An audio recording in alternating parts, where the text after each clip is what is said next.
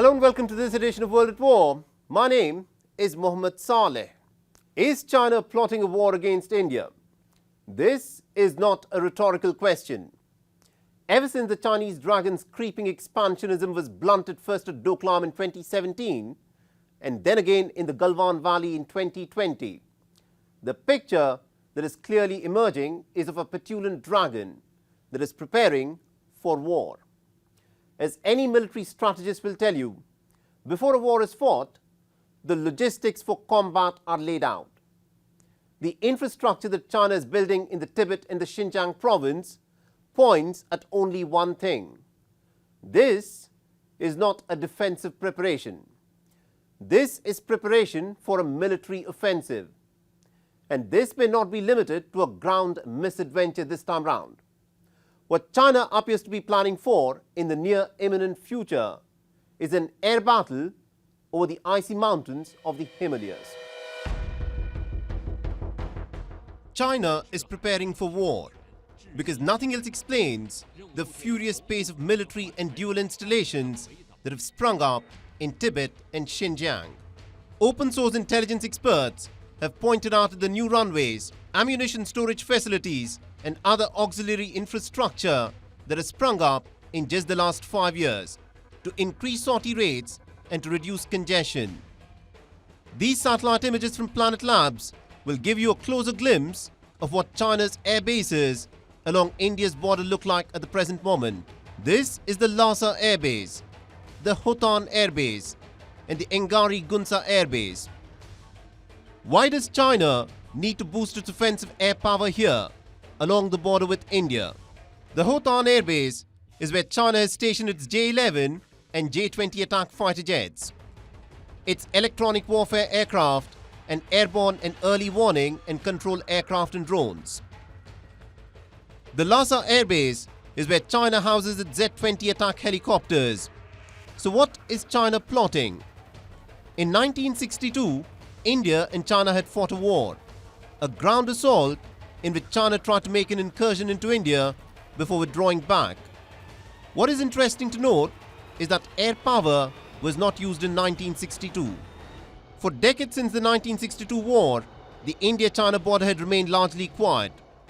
But things have changed since 2017, when the Chinese bid for a land grab at Doklam at the tri-junction between India, Bhutan and China was thwarted by New Delhi as part of Operation Juniper. Some very dramatic images of the Indian and the Chinese soldiers exchanging blows with each other went viral. A border which had remained quiet for decades had begun to stir with tension. In May 2020, the Indian and the Chinese troops clashed at the Galwan Valley. Reason? This was yet another attempt at trying to alter the status quo at the line of actual control. 20 Indian soldiers were killed in mortal hand-to-hand combat. The Chinese soldiers used steel rods wrapped with barbed wire to inflict maximum damage. And though China did not immediately release its casualty count, it later emerged that at least about 35 to 45 Chinese soldiers had ended up losing their lives at Galwan. Another attempt of China's age-old practice of salami slicing had been challenged and thwarted. On the 7th of September 2020, for the first time in over 45 years, shots were fired along the line of actual control. And since then, despite the fact that there have been several rounds of Corps Commander level talks to resolve the border standoff, China has tried a land grab at every possible opportunity, only to be beaten back furiously, as this video from September 2021 demonstrates. So that brings us back to our earlier question. Why is China boosting its air offensive capabilities along India's border? Fact is, repeated attempts by the Chinese soldiers on the ground to alter the status quo have ended in embarrassing failures. India of 2023 is not the India of 1962. The Chinese ground forces have proven ineffectual in making their Indian counterparts budge. So China, it appears, is now itching for an air war over the icy peaks of the Himalayas.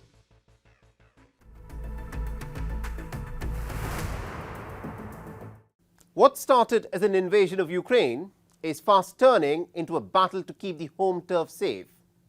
The nature of the Ukraine war has undergone some pretty dramatic changes. As part of its strategy to fight back, Ukraine is doing the one thing that the West had been very squeamish about. Instead of conquering more Ukrainian territory, the Russian forces at this moment are busy guarding the Moscow skies. There have been a spate of cross-border ground and drone attacks deep inside the Russian territory. Ukraine appears to be implementing the old adage that the best defense is a good offense. So how successful has Kiev been in pushing back at the Russian forces? And how is Russia planning to blunt the Ukrainian counteroffensive this spring? Our next report gets you the details. The port city of Berdyansk is nowhere near the front lines. But on the 2nd of June, it was rocked by an explosion. This drone footage, released by the Freedom of Russia Legion, an anti-Kremlin group supported by Ukraine, shows sights from inside the Russian territory of Belgorod, with the claim that Russia's military equipment is being destroyed. On the 31st of May, at 3 a.m. in the early hours of the morning, a Russian oil refinery in the Krasnodar region lit up with a massive blaze. A Ukrainian kamikaze drone had been used to spark the inferno. Fighters were being pumped into Russia with overt and covert support from Ukraine for the purpose of cross-border raids, insist that this is a tactic that will be repeatedly employed in the coming days. We, the Freedom of Russia Legion, are now near the border of our motherland. Very soon, we will be advancing again into Russian territory to bring freedom, peace and tranquility. Voron, which is a Russian town close to border with Ukraine, is only the beginning. Because of the cowardice of Putin's military jackals, we have received many trophies. Thanks to this, we will be able to arm more of our comrade in arms. We are going to liberate the whole of Russia, from Belgorod to Vladivostok, so that the white, blue, white flag of freedom will be hoisted in Moscow. But it hasn't just been the military targets and infrastructure, but even the posh civilian buildings in the upscale neighborhoods of Moscow that have come under attack.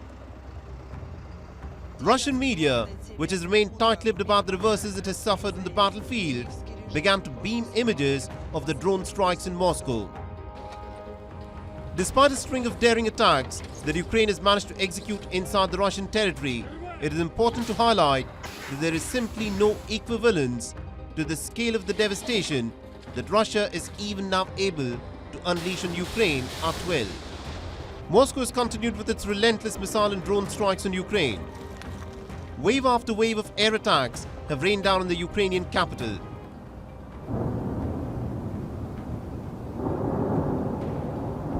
Despite the best anti-air defense systems from the West, Moscow still dominates the skies over Kiev. Stepping out onto the streets of the Ukrainian capital is fraught with danger. Every time the sirens blare, people rush to the subway stations to take refuge.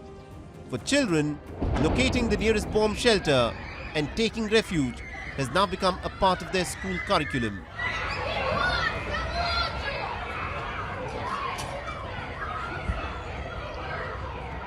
On the battlefields, Russia is now pumping in over 7,000 Chechen fighters to bolster its defenses against the Ukrainian counteroffensive. It has lined up anti-tank Dragon's Teeth to slow down the Ukrainian tanks. All along the territory that Russia now controls, Moscow has installed fortifications to repel the fire from the Western weapons. Volodymyr Zelensky is hopping through the European capitals to get more weapons, to get the coveted membership into the elite club of the NATO military alliance. But on the battlefield, it is the common soldiers who are trudging through the slush and dirt, battling for their lives and trying to evade death.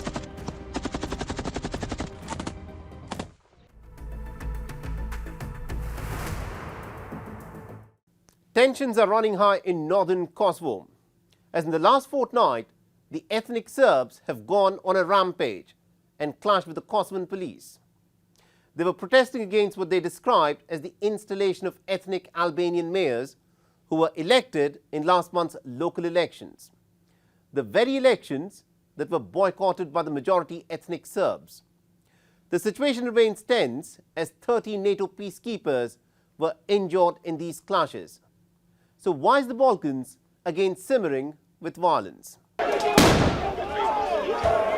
Trouble seems to be brewing in the Balkans. Kosovo is a Balkan nation inhabited by 1.8 million people, majority of whom are ethnic Albanians. Around 6% of the Kosovo population, or an estimated 120,000 ethnic Serbs, have largely remained loyal to Belgrade, especially in the north, where they are in majority. Kosovo unilaterally declared independence from Serbia in 2008. Washington and most European countries have recognized Kosovo as an independent state, but Belgrade and its allies, Russia and China, have still not recognized the move. Snap elections were conducted on the 23rd of April in the four northern districts of Leposavic, Zubin Potok, Mitrovica and Svekan. These elections were widely boycotted by the 50,000 Serbs living in these municipalities. Voter turnout was an abysmal 3.7%, and Serbs argued that the mayors elected were not their representatives. On the 26th of May, tensions boiled over. Ethnic Serbian protesters clashed with Kosovo police over the installation of these ethnic Albanian mayors. They prevented these newly elected mayors from entering their offices. Police fired tear gas to disperse these protesters. A police car was also set ablaze. Situation took a turn for the worse a couple of days later, when ethnic Serbs clashed with troops from the NATO KFOR peacekeeping force. These clashes in the municipality of Svekan, 45 kilometers north of the capital, Pristina, took place as the Serbs tried to take over the offices of the municipality. Soldiers used shields and batons in a bid to protect the Kosovar Special Police Forces officers. In a violent response, the assembled Serbs hurled rocks, bottles and Molotov cocktails at the soldiers.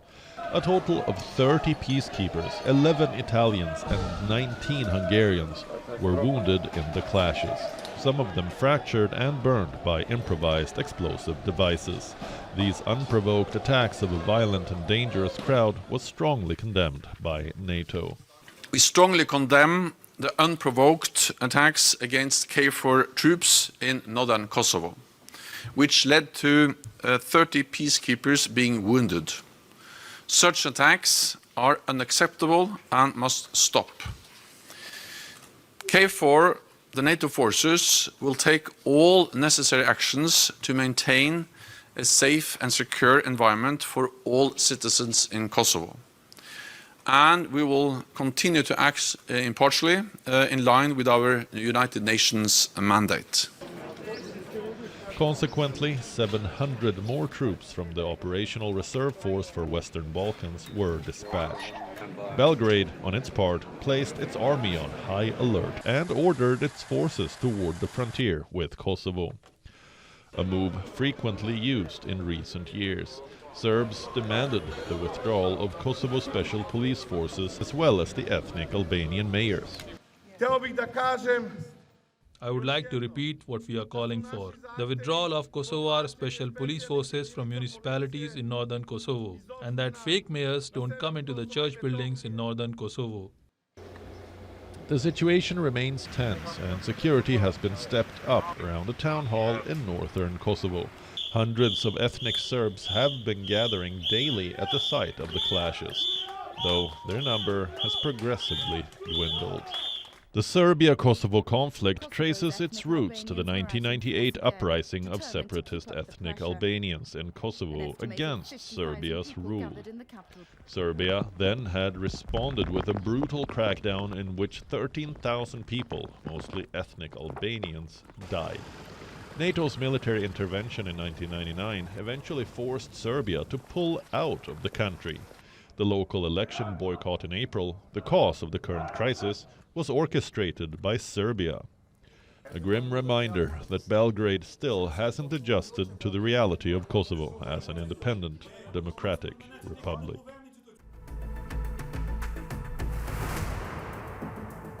Taliban fighters and the Iranian border guards exchanged heavy gunfire on the 27th of May. The deadly clashes on the Islamic Republic's border with Afghanistan have sharply escalated the tensions. At least about 2 Iranian guards and a Taliban fighter were killed, raising fears of a new conflict between the neighbors amidst a dispute over water rights. Both sides have accused each other of provoking the shooting, though they later issued measured statements in an effort to de-escalate from the tense situation. But the question is this: why is the Taliban, that is seeking international recognition, getting into a serious conflict with its neighbor?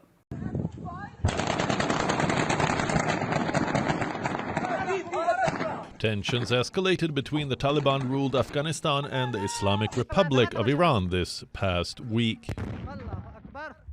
Deadly clashes were reported past Saturday at the border post between the Afghan province of Nimroz and Iran's Sistan-Baluchistan province.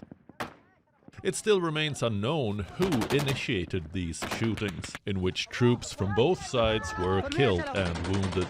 Following the border violence, Tehran closed the Melak-Saranj border post, which is an important border crossing and a major trade route, until further notice.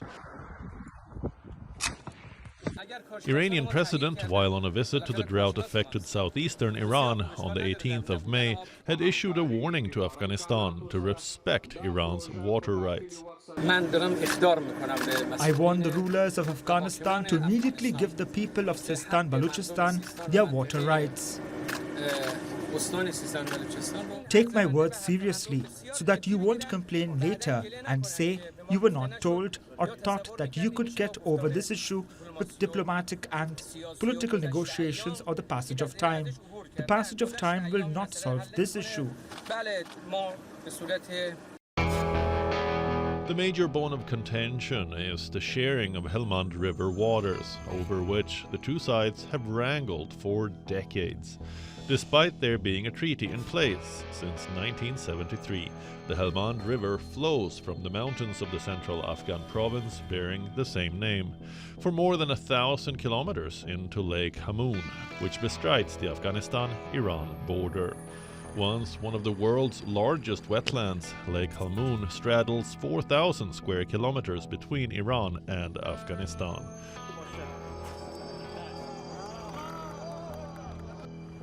Fed by the Helmand River, it has since dried up owing to drought and the impact of Afghan dams and water controls. With construction work resuming on the Baksh Abad Dam in May, the Taliban hope to generate 27 megawatts of electricity and address the major issue of irrigation in the frequently drought-hit country. This is our responsibility, and we should have tried from the beginning to complete the construction of this dam so that the water which we wasted this year would not have been wasted. Afghanistan is not a small country. As the Minister of Energy and Water mentioned, our roads are broken, our other infrastructure is in the same condition, dams as well. There is not a single thing that doesn't need reconstruction. Iran itself has been plagued by droughts for close to 3 decades, with an estimated 97% of the country now staring at some level of drought. As per the Helmand Water Treaty, Afghanistan is obliged to annually share 850 million cubic meters of water from Helmand with Iran. Though both countries have called for a resolution of such issues through diplomatic channels, given the increasing water scarcity and demand, water dispute between diplomatically isolated Kabul and increasingly belligerent Tehran will likely remain a contentious issue.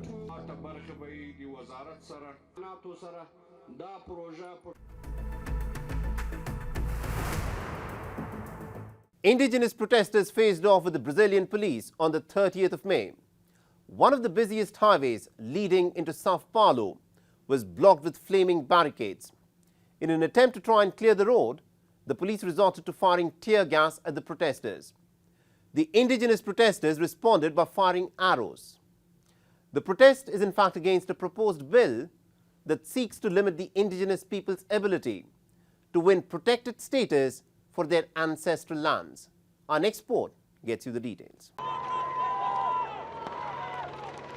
Hundreds of Garoni indigenous people shut down one of the busiest roadways leading into Brazil's most populous city, Sao Paulo, on Tuesday morning.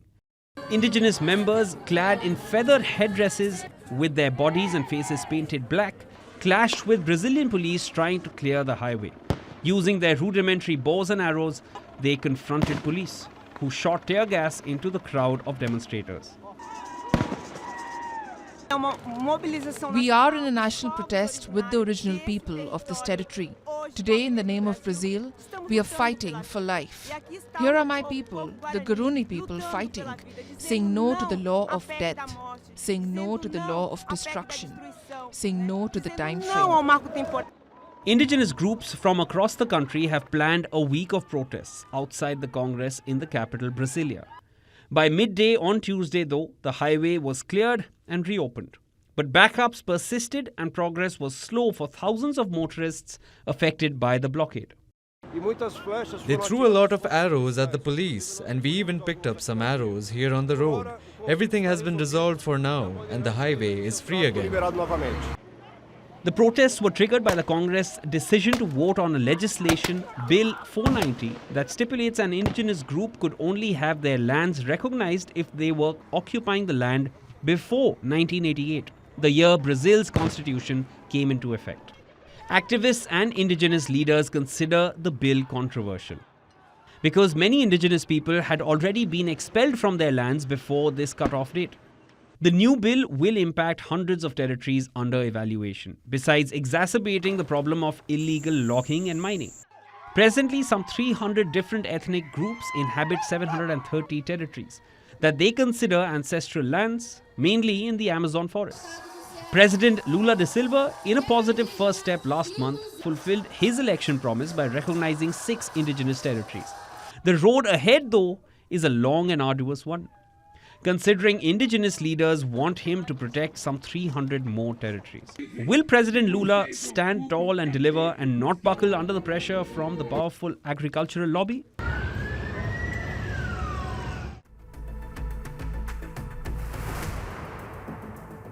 And with that, it's a wrap on this edition of World at War. And if you want to reach out to me with any comments, feedback or suggestions, you can do so by reaching out to me on the Twitter handle that you see on your screens. I'm your host, Mohammed Saleh, and I'll see you again next week.